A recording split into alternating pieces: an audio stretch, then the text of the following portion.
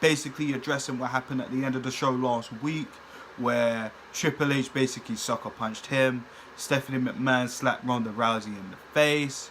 Obviously, this was, you know, last week's ending to Raw, and to be right, I gotta say, like I said in my predictions video, if it weren't gonna be Strowman, it had to be Kurt Angle, because the fans have been anticipating Angle to get back in the ring, and what a better time it would be at WrestleMania. I know he had a 6-man when he joined up with the Shield around the time the malaria was going around, and he had to cover for Reigns. So finally we get to see Triple H possibly getting his comeuppance. I'll get to that in a sec. Against Kurt Angle.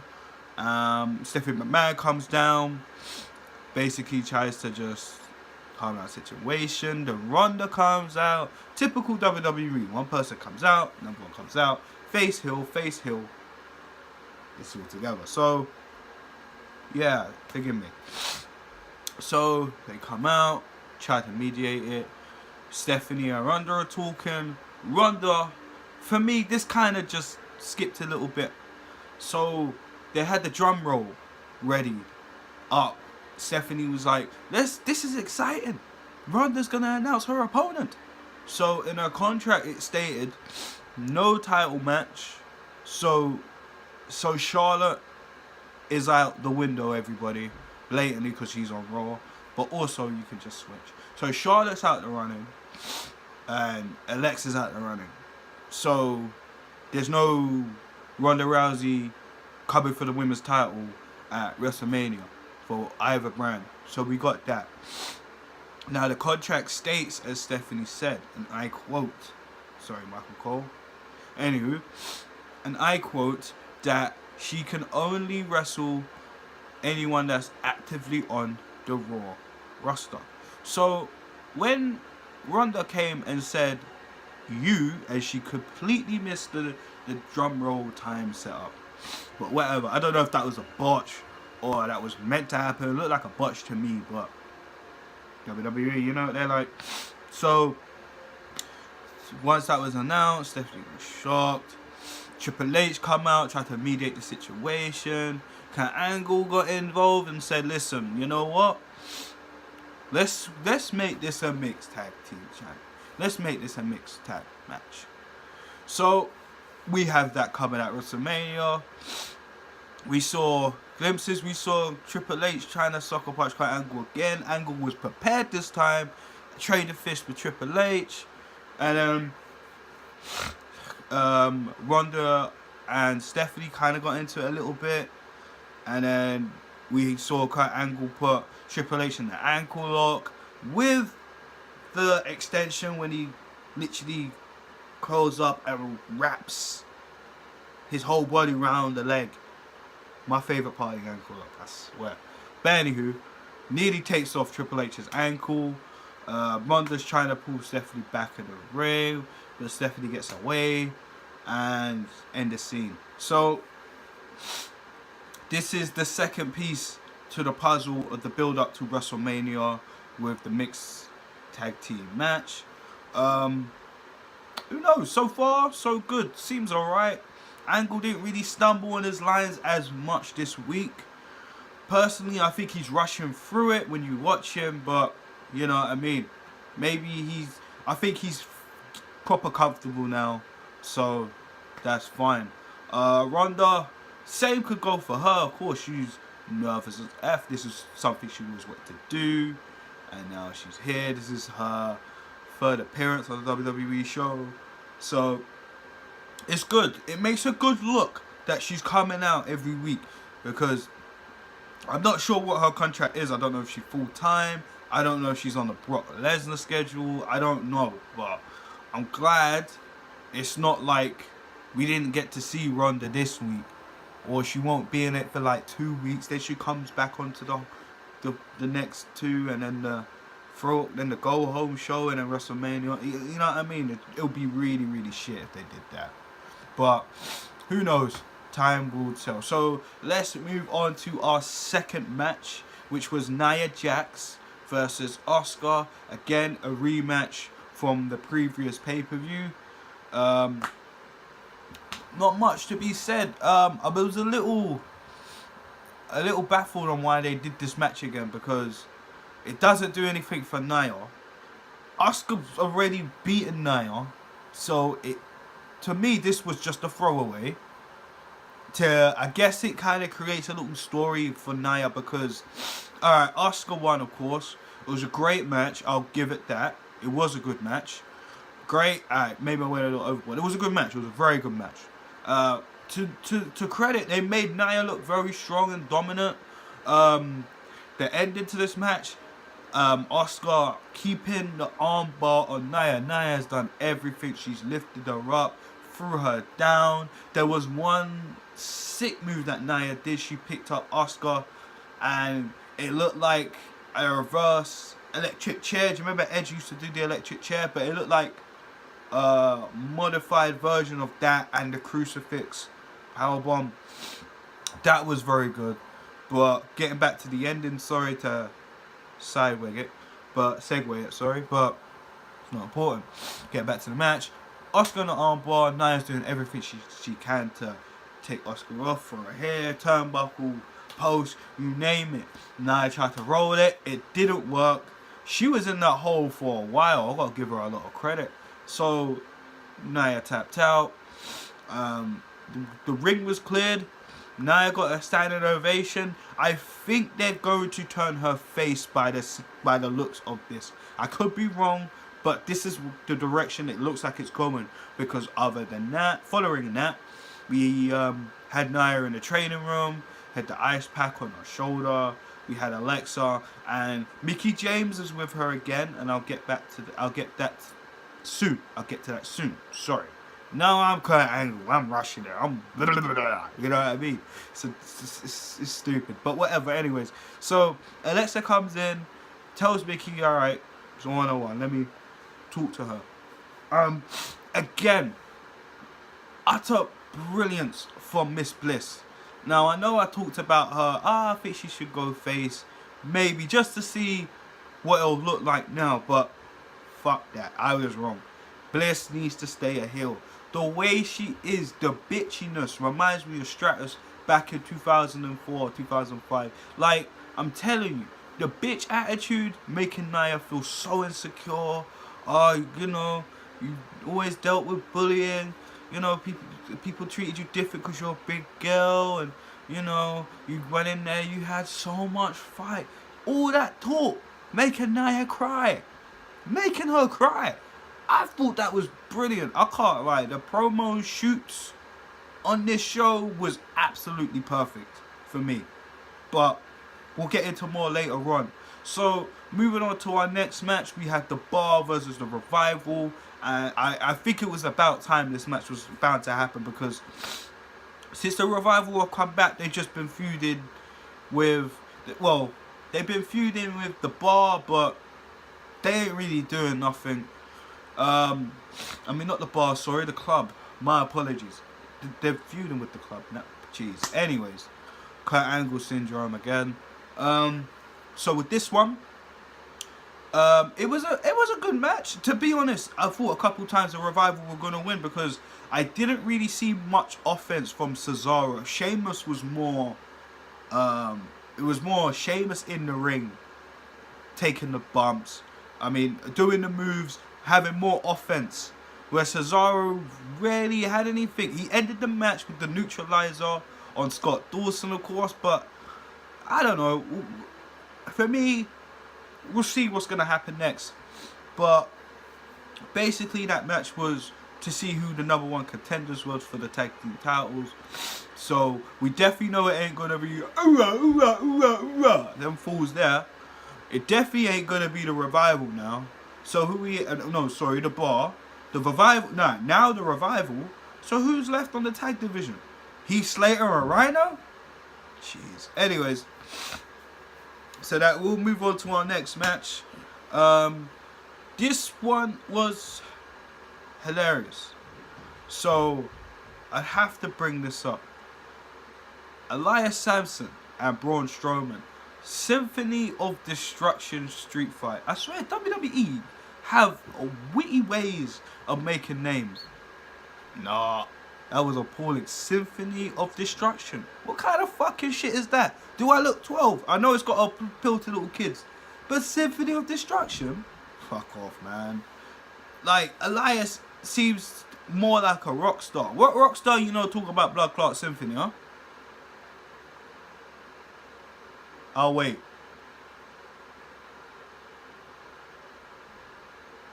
Anyways, so Braun Strowman basically, like, before I even get into that, Elias comes out, you know, he's putting on a show, as usual, surrounded on the stage with guitars, bass guitar, had a piano, had the drums. He showed us a little bit of his skills on the drum. Got a little something, you know what I'm saying? So, as Elias was walking towards the ring, singing a song, getting at the crowd, talking about Strowman, he cuts the lights. He asks JoJo to introduce him properly with the spotlight and the chair. So as JoJo was doing that, spotlight's up, chairs in the ring, spotlight's on, but where the fuck is Elias? Now Elias, the sneaky motherfucker, decided to climb through the barricade and escape through the back. As he got to the back, he had the greatest escape plan. He thought, fuck this shit, I'm out of here. Get up in the car, put the keys in the car, sorry. And then next thing you know, he's not moving. Why is he not moving?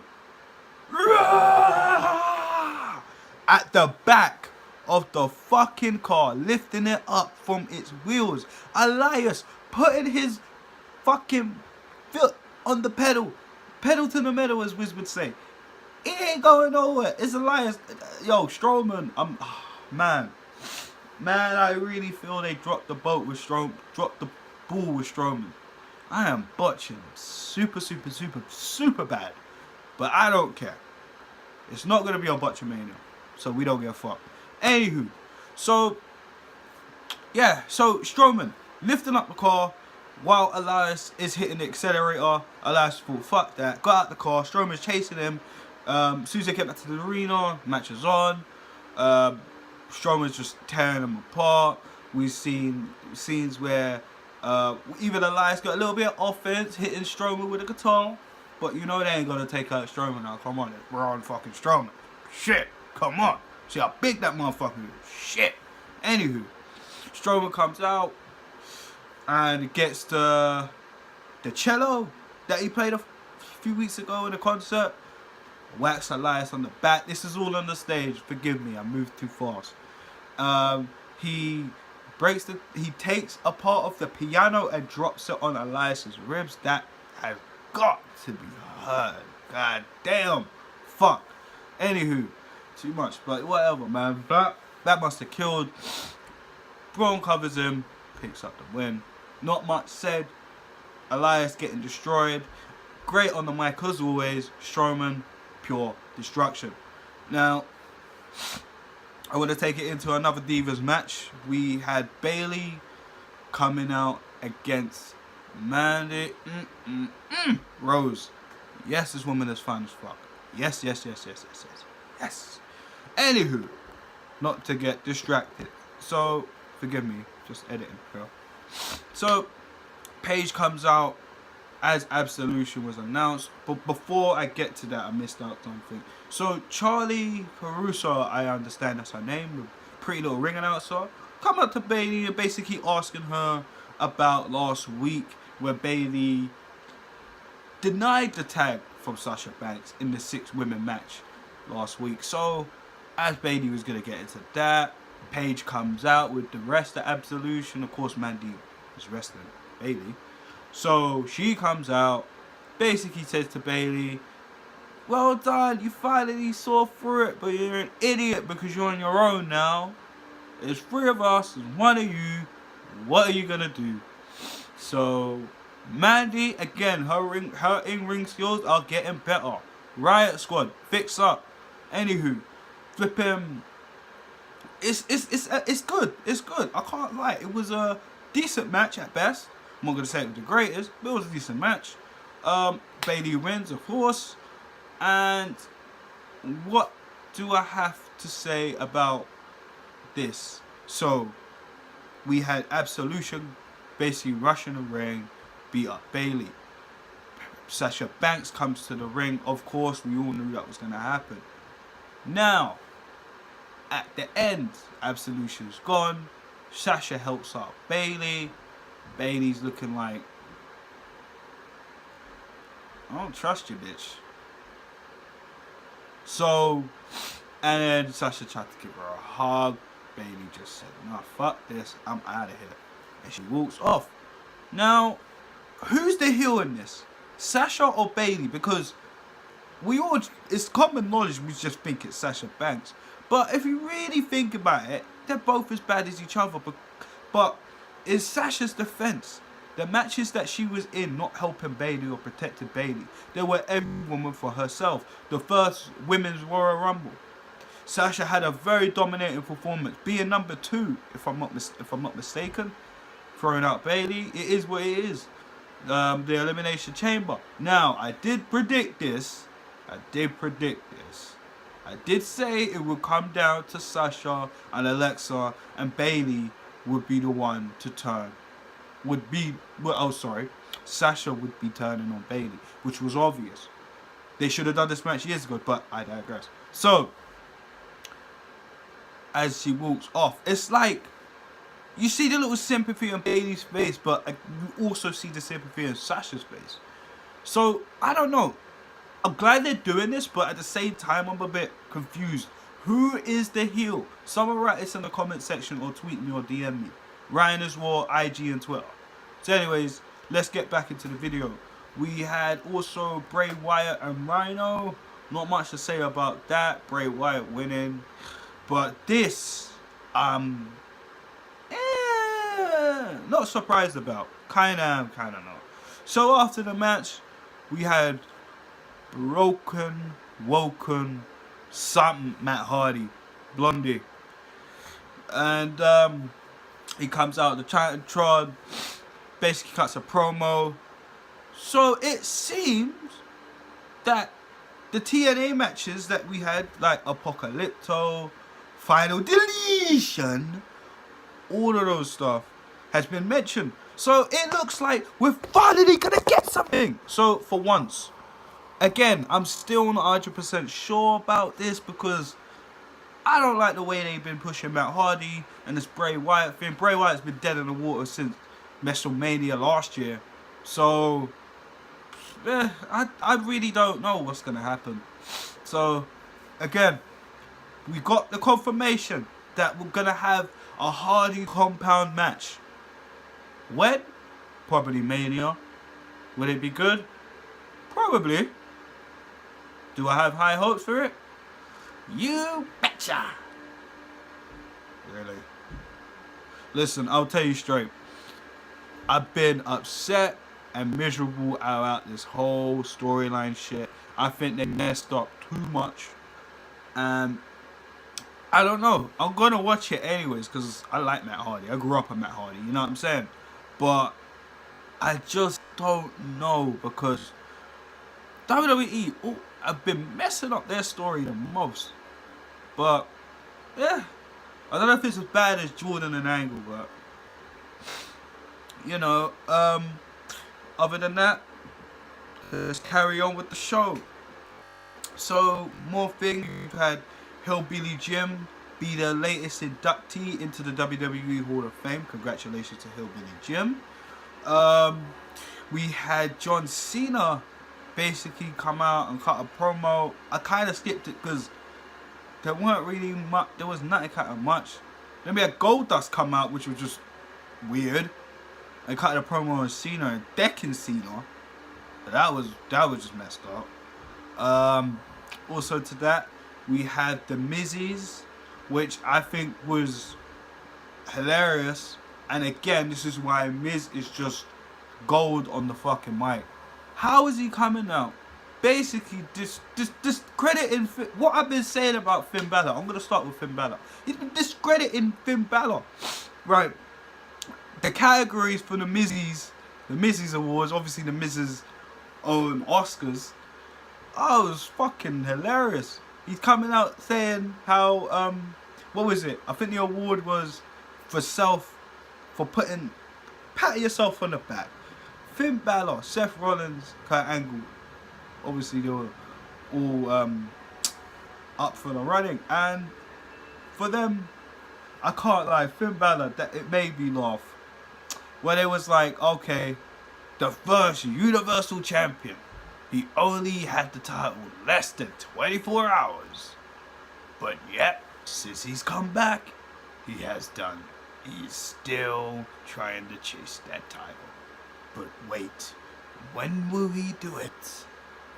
And then it's like, we're still waiting. And this is what I've been complaining about since Finn's come back. So WWE obviously know that we're all pissed off about that. Well, I'm over it now. But at the time, when it comes to rematch clauses, it's just pitiful. You know what I mean? But I don't know. Seth Rollins basically getting at Seth Rollins saying, listen, you are the Iron Man, but yet you can't win no match. Boy. So that led us into that was the prologue, I guess, to a handicap match that we got. We had The Miz, Taraj, Axel, and Dallas, and The Miz, of course, your IC champion, against the team of Rollins and Balor. And to be honest, throughout this match, it's been good. Near the end, of course, we saw the one-upmanship from Seth and Finn, and I was very surprised at the ending, because as you know, WWE, and you know the usual goes, when you're trying to one-up someone and you're both getting a little argument, getting a little disagreement, a little disagreement, and the other team just comes and says, you know what, they're arguing, fuck this shit, let's take over now. And that didn't happen. The Miz Taraj was taken out. Balor hit The Miz with the sling blade. A little bit before that, this is how it started. Again, I'm jumping again. I'm sorry guys. The Miz Taraj was outside the ring. Seth was gonna run and do a suicide dive plancha, but Finn tagged himself in, killing Seth momentum, whatever. Then eventually the Miz Taraj got taken out. The Miz got, what happened to the Miz again? He basically got thrown into the turnbuckle. No, he got sling blade, sorry. Then Finn was setting him up for the coup de grace, and Seth basically saw that. He thought, nah, fuck this shit, I'm taking the spotlight now. So Seth runs onto the apron, tags Finn Balor, jumps up on the top rope, gives Miz the frog splash to end the match, leaving Balor laughing sarcastically at Seth. Seth's pretty much doing the same thing, looking sarcastically.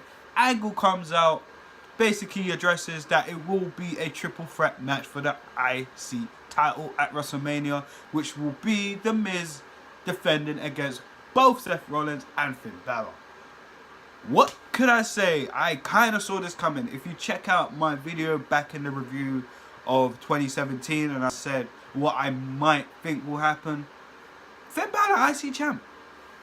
I did say that. I did call it back then. That was December, dog.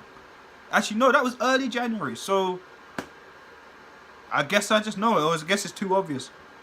I just got the mind for the business. Let's just say that. So anyways, and to wrap up the show, we had a Paul Heyman promo. The usual shit. But again, obviously, because last week Roman Reigns actually cut a good promo.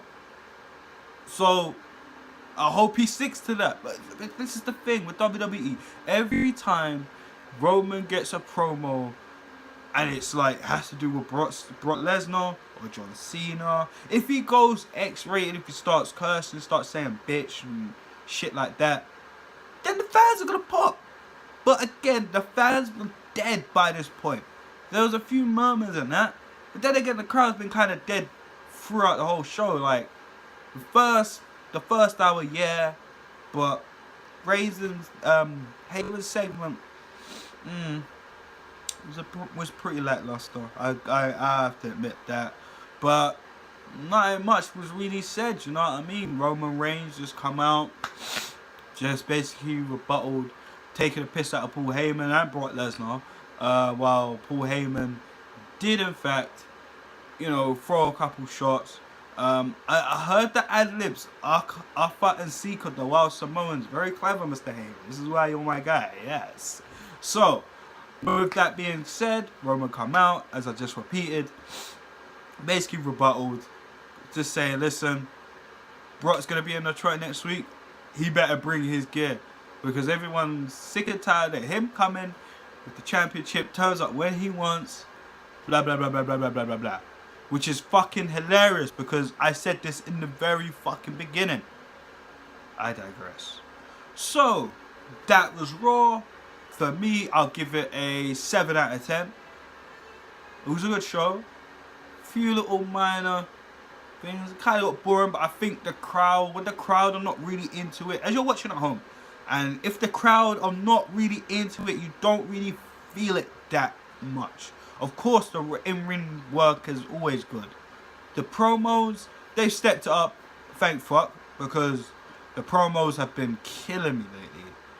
God, I hope they save SmackDown too. I love SmackDown, but they need to save SmackDown. So, no 205 on Raw. I was very surprised we didn't have, one cruiserweight show up. I guess this is testing the waters. Let's just see. So, let's get into a few of these reports before I let everybody get off to their wonderful life. So, of course, I've already talked about no 205. The crowd was pretty dead. Milwaukee, Wisconsin. Pretty dead. But, yeah, well. 2 major announcements. So, apparently in 2019, Raw is going back to 2 hours. How do I feel about that?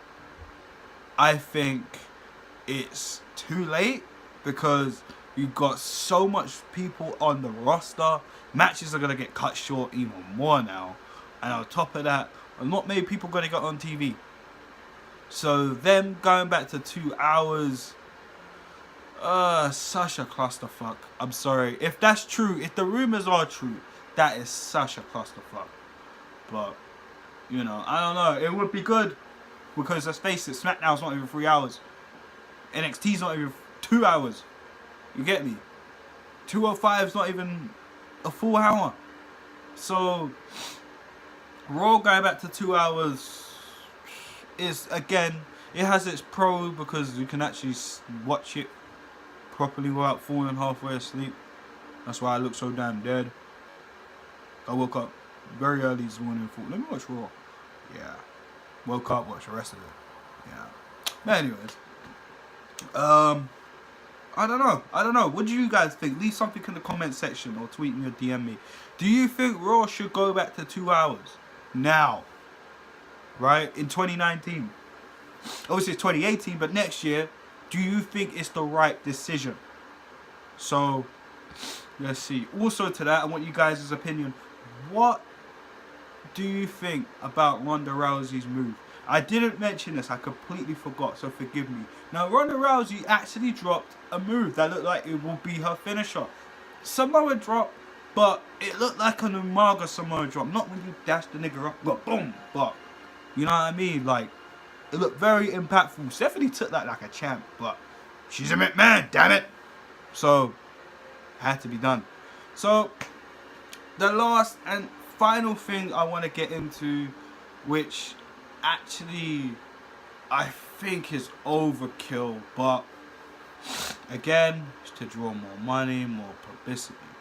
So, we've had 20-man battle royals, right? We've seen 20, we've seen the normal 30-man Royal Rumble, and back in 2009, 2011, someone remind me, we had the 40-man Royal Rumble. I think it was actually 2011, yes, where Alberto won it.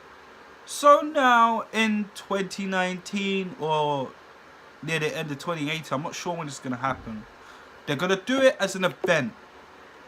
but I'm not sure if it's going to be the main show. The Royal Rumble will be a 50 man over the top battle royal. G's and peace. This is fucking too much. 50 guys. This match is going to be even longer.